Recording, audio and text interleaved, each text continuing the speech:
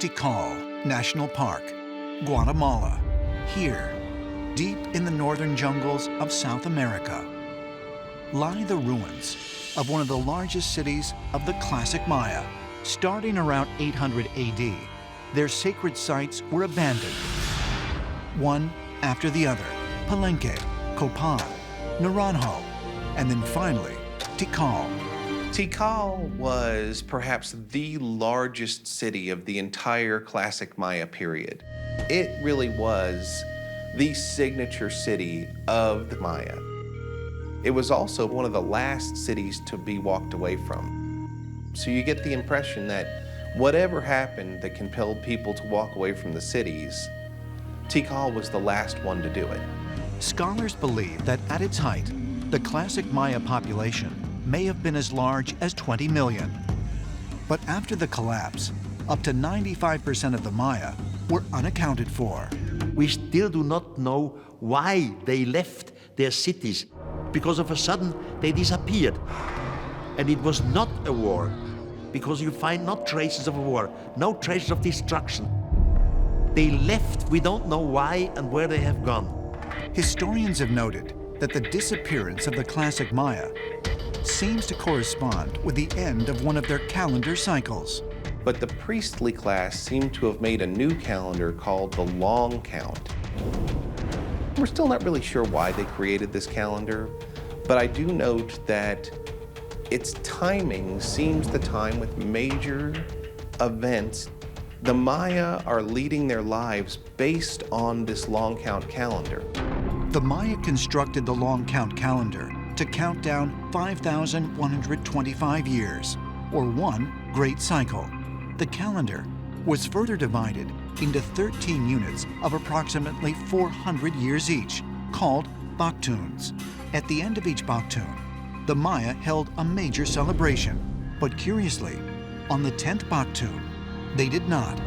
Their Maya calendar has this very important juncture called a Baktun. It's a 400-year period that comes up in 830 AD. And they should have celebrated it, but it's odd. We know at Tikal, for example, that there was no celebration of that 10th Baktun. The Maya were the best timekeepers possibly of any civilization of all time. So if they know so much about time and they knew when to do things, was their disappearance from their cities really planned according to their calendar? Now the Maya of today that have survived talk about how their ancestors went home. Where is home? Is it possible the long count calendar was actually counting down to a preordained date when the Maya knew they would disappear? And if so, could further evidence of this be found by examining the clues left behind in Tikal? Archaeoastronomers have noted that the 7 most important pyramids in the Grand Plaza form the same geometric patterns as the 7 stars comprising the Pleiades constellation, a star cluster revered by many ancient cultures across the globe. Many of the Mayan monuments have undeniable celestial alignments with the Pleiades star cluster. Is it possible that these people originally came from the Pleiades, and that's why they encoded the Pleiades in their monuments so many times, and then eventually they returned home?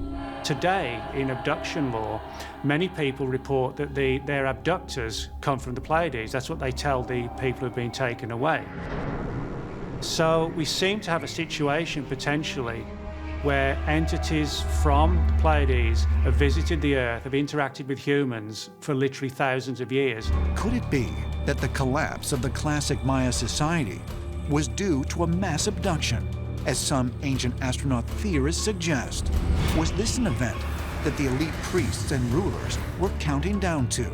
Those Mayans didn't leave because of drought. They left because it was some kind of harvest. It was an experiment. The Mayans reached some place and somebody took them from here. It was the end of a calendar cycle and the beginning of another calendar cycle that means a lot to some intelligence out there.